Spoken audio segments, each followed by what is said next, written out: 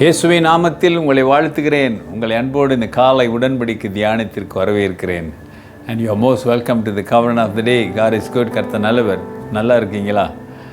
சுகமாய் நாம் வாழ வேண்டும் என்பது தான் கர்த்தருடைய விருப்பம். சமாதானமாக மகிழ்ச்சியாக ஒரு நிறைவான ஒரு வாழ்க்கை வாழ்வதற்காகத்தான் கடவுள் மனிதனாக வந்து சிலுவையிலே நம் பாவங்களுக்காக உயிரை கொடுத்தார்.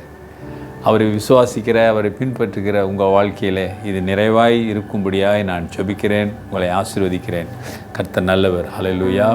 And today is 30th April 2025 and Wednesday. ஹல்லேலூயா. இன்னும் ஒரு நாள் இருக்குது. மேய்க்குள்ளே நாம் கடந்து போவோம். ஹல்லேலூயா. கர்த்தர் பெரியவர். சரி, ஆண்டோடைய வசனத்துக்கு போவோமே. பவுல் தன்னை பற்றியும் தன் ஊழியத்தினுடைய காரியங்களை குறித்தும் பேசி கொண்டு வருகிறாரு. 2 Corinthians chapter 11 verse 30. 2 கொரிந்தியர் 11ஆம் அதிகாரம் 30வது வசனம். If I must boast, I will boast in the things which concern my infirmity. நான் மேன்மை பாராட்ட வேண்டுமானால் என் பலவீனத்திற்கு கடுத்தவைகளை குறித்து மேன்மை பாராட்டுவேன். If you want me to boast, அருமையானவர்களே, பலகீனத்தை அவர் பலகீனனா that weakness that we have, அம்மதானுங்களே, the weakness that we have, infirmity. அருமையானவர்களே, உலக நடைமுறையிலே யாராவது தன் பலகீனத்தை, நம்முடைய குறையை எடுத்து போஸ்டா ஒரு பெருமையா பேசுவாங்களா அல்லது முன் சொல்லுவாங்களா? அதை இன்றைக்கு மறைக்கத்தான் பார்ப்பார்கள். யோசிச்சு பாருங்க. ஊழியக்காரனாக இருக்கட்டும், விசுவாசியாக இருக்கட்டும், இல்லாட்டி சாதாரண மனிதனாக இருக்கட்டும், யாராவது தங்கள் பலகீனங்களை சொல்லுவாங்கன்னு நினைக்கிறீங்களா? ரொம்ப குறைவு பார்க்க முடியாது.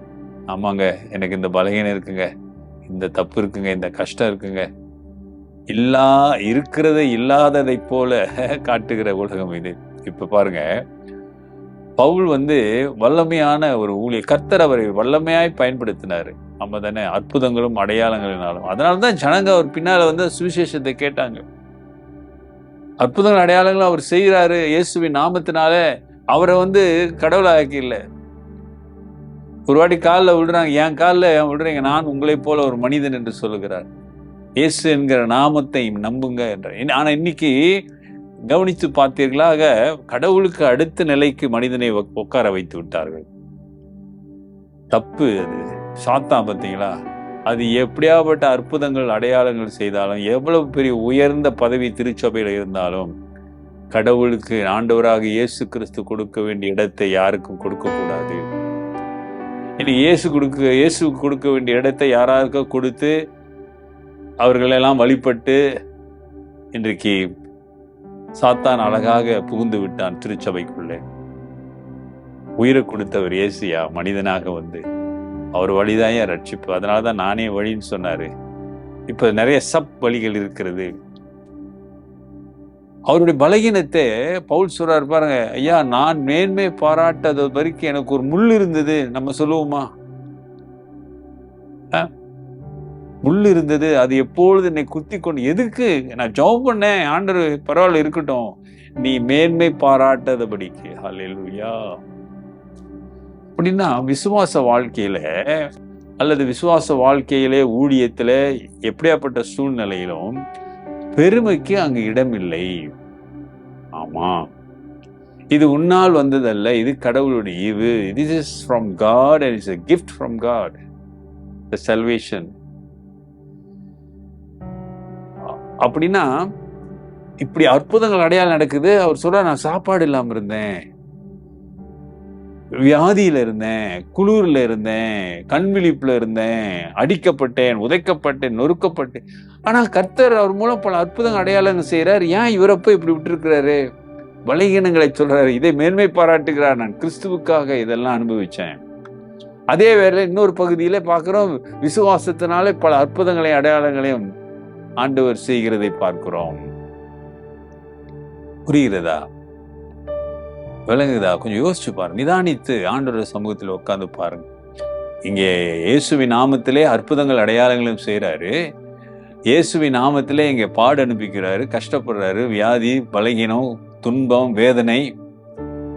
இதை மேன்மையாய் சொல்லுகிறாரு. இதை மறைக்கவில்லை. அவர் தனக்கு வந்த துன்பங்களை மறைக்கவில்லை. இன்றைக்கு எப்படியெல்லாம் மறைச்சு, எப்படியெல்லாம் ஏமாத்தி, வஞ்சனையோடு வஞ்சிக்கிறவர்களாக இன்றைக்கு உலகத்தில் இருக்கிறாங்க. அதனாலதான் ஏசாமி சொன்னாரு, ஜாக்கிரதையா இருங்க.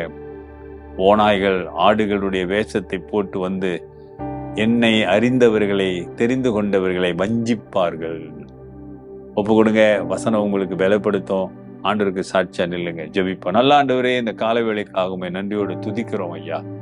உடைய வசனத்தின் ஆழத்தில் இருக்க உண்மைகளை கண்டு உமக்கு மகிமையான ஒரு வாழ்க்கை வாழ உதவி செய்யுங்க. இன்னைக்கு ஒப்பு கொடுக்கிற ஒவ்வொரு பிள்ளைகள் மீதும் ஆவியானவரே நீங்க ஆசீர்வதித்து அவங்களை நடத்துங்க. துதிகன மகிமை உமக்கு உண்டாகட்டும். இயேசுவின் நாமத்தில் பிதாவே, ஆமென். நமது ஆண்டவராக இயேசுவினுடைய கிருபை, பிதாவின் அன்பு, பரிசுத்தாவின் ஐக்கியம் உங்களோடு இருந்து உங்களை ஆசீர்வதித்து காப்பதாக. என் ஆத்துமாவே கர்த்தரை ஸ்தோத்திரி, என் முழு உள்ளமே அவர் பரிசுத்த நாமத்தை ஸ்தோத்திரி. என் ஆத்துமாவே கர்த்தரை ஸ்தோத்திரி, அவர் செய்த சகல உபகாரங்களை மறவாதே. ஆமென். 5 நிமிடங்களில் முடித்து விட வேண்டும் என்று நான் நினைப்பேன். சில சமயங்களே 1 நிமிடம் அப்படி கூடிவிடும்.